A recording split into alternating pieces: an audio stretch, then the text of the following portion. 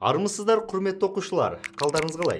Бүгін сіздермен өтетін келесі сабағымыз азамат соғысы және шетелдік интервенция кезіндегі Қазақстандағы әскери қимылдар атты тақырыпты қарастыратын боламыз. Сондай-ақ экранда көрсетілген бірнеше жағдаяттарды саралап өтеміз. Ендеше сабағымызды бастайық. Жалпы балалар, 1917 жылдың ақпан айында болып өткен төңкеріс нәтижесінде монархия құлатылды. Әрине, монархияның құлатылуының да өзіндік себептері бар. Мәселен, экономикалық, саяси, әлеуметтік дағдарыстың орын алуы осы бір монархияның құлауына себеп болды. Тіпті 1917 жылдың қазан айында болып өткен төңкерістің нәтижесінде тағы да елде саяси үдеріс орын ала бастады. Осы бір сәттен басталған ақтар мен қызылдардың арасындағы теке тіресті де айта өтсек болады. Иә балалар, екі жауласушы лагердің арасында азамат соғысы басталып кетті. Бұл жерде аталған қызылдардың құрамында большевиктер, кеңес үкіметі, қызыл әскер болса, ал ақтардың құрамында ақ гвардияшылар, казактар, антанта қарулы күштері болған. Тіпті бірінші дүниежүзілік соғыстан шыққан Ресейге 1918-1920 жылдар аралығында шетелдік интервенция орын ала бастады. Тіпті ең алғаш рет Ресейге Англия және Франция мемлекеттері әскери қимылдарын бастап кеткен. Ал бұл тарихта шетелдік интервенция деген атаумен аталады. Мәселен, 1918 жылдың наурыз айында ағылшындар, ал арада сәл уақыт салғаннан кейін американдықтар мен француз әскерлері Мурманскіге барды. Сондай-ақ 1918 жылдың сәуір айында Владивостокқа бірінші кезекте ағылшындар мен жапондар, ал тамыз айында американдықтар мен француз әскерлері жетіп үлгерген болатын. Сонымен қатар интервенттер 1918 жылдың ортасына қарай Архангельскіні басып алды. Тіпті неміс әскері болса, Прибалтиканың, Украинаның, Белоруссияның бір бөлігін және солтүстік, оңтүстік Кавказды да басып алған. Осы бір сәтте интервенттерден барынша қолдау тапқысы келген ішкі контрреволюционерлердің өздері кеңес билігіне қарсы шығып, түрлі шабуылдарды да ұйымдастырып жатты.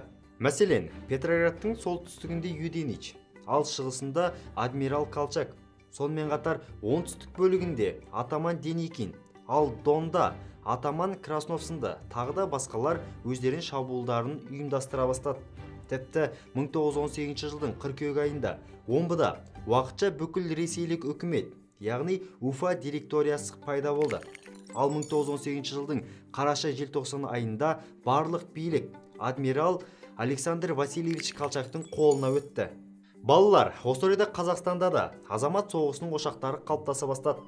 Нақтырақ айтатын болсақ, 1917 жылдың қараша айының соңында Орынборда пайда болған болатын.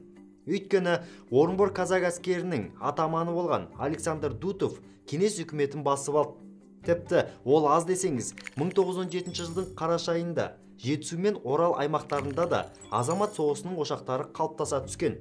Тіпті бұл аймақтардағы барлық казактарды біріктіріп, ақтардың құрамы күшейе түсті. Сондай-ақ балалар, Чехословак корпусының бүлігіне де назар аударып өтейік. Нақтырақ айтатын болсақ, интервенттердің барлық мақсаттарының бірі осы бір Чехословак корпусындағы бүлікті ұйымдастыру болатын. Әрине, ол да нәтиже бере бастады.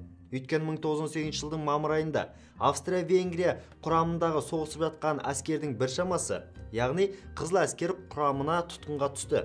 Олардың арасында чехтар мен словактар болатын. Міне, тұтқында болған чехтар мен словактардың бір бөлігі бұрқ өтіп бүлікті бастап жіберді. Тіпті олар Волгадан қиыр шығысқа дейінгі аралықтағы маңызды орталықтарды да басып алған. Сонымен қатар корпустың бір бөлігі ішкі контрреволюционерлермен бірігіп, Атбасар, Ақмола, Петропавл, Қостанайды да басып алады. Осылайша, Қазақстанда 1918 жылдың көктемінде азамат соғысының қимылдары басталып кеткен. Тіпті 1918 жылдың 11 маусымында Семейде кеңес үкіметі құлатылды.